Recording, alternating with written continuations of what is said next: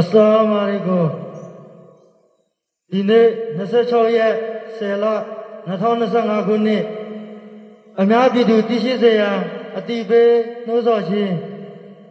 နံပါတ်1ရိုဟင်ဂျာကယ်တင်ရေးတပ်မတော်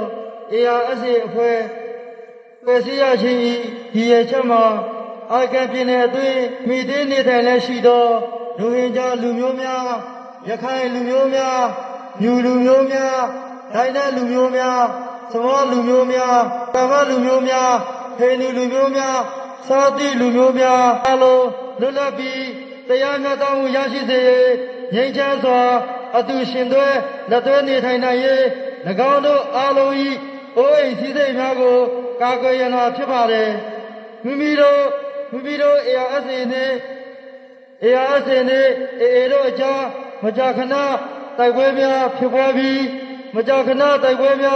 ပြီးအကြမ်းဖက်တောင်းကြသူများကြာဆုံးခဲ့တော့လေ၎င်းတို့၏တပ်ဖွဲ့ဝင်များကြာဆုံးခြင်းမဟုတ်ဘဲအယတာပြည်သူများသာကြာဆုံးခြင်းတရားရခြင်းလိမ်လည်၍မကြာခဏဝါဒဖြန့်ရှုတ်ချကွန့်ကွက်ကြေညာချက်အသီးသီးထုတ်ပြန်လက်ရှိသည်ကိုသိရှိရပါတယ်။နံပါတ်2အယတာပြည်သူအားရခင်ကလည်းမိသည့်အခါမှဖာရှိတက်ပြတ်ခြင်းနှိမ့်ဆက်ခြင်းမရှိခဲ့သောနောင်တွင်လည်းအယတာပြည်သူများအားဖာရှိခြင်းတက်ပြတ်ခြင်းများပြုလုပ်မည်မဟုတ်ပါကြောင်းကတိပြုလိုပါတယ်။ ARSA တည်ရှိရာတောတောင်အတွင်းသို့အယတာပြည်သူများအနေဖြင့်စိုးရိမ်မှုကင်းမဲ့စွာဖြင့်လွတ်လပ်စွာခရီးသွားလာနိုင်ရေးအတွက်ခွင့်ပြုပေးထားပြီးဖြစ်ကြောင်းနှင့်အစိုးရအကြမ်းဖက်ရရှိရာနေရာများနှင့်အနီးပတ်ဝန်းကျင်တွင်အယတာပြည်သူများခရီးသွားလာလိုလေအထူးတတိပြုဂရုစိုက်သွားလာရန်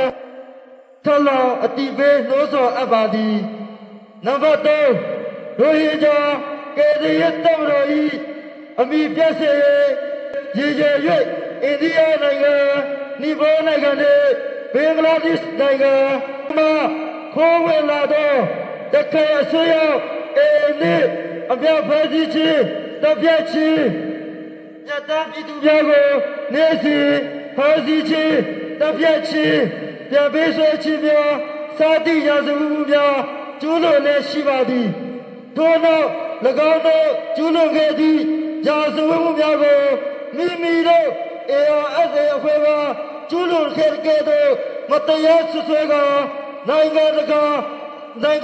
အဖွဲ့အစည်းများ၏အာရုံလက်ပြောင်းစေရန်တမင်ရည်ရွယ်လျက်ထေရဖြစ်စေသောအပြုအမူများဖြင့်နိုင်ငံခြားမျက်နှာတွင်မဟုတ်မမှန်ဝါဒဖြင့်ရေးသားဖော်ပြခြင်းတတ်ဖြစ်ကြောင်းတင်ပြလိုက်ပါရယ်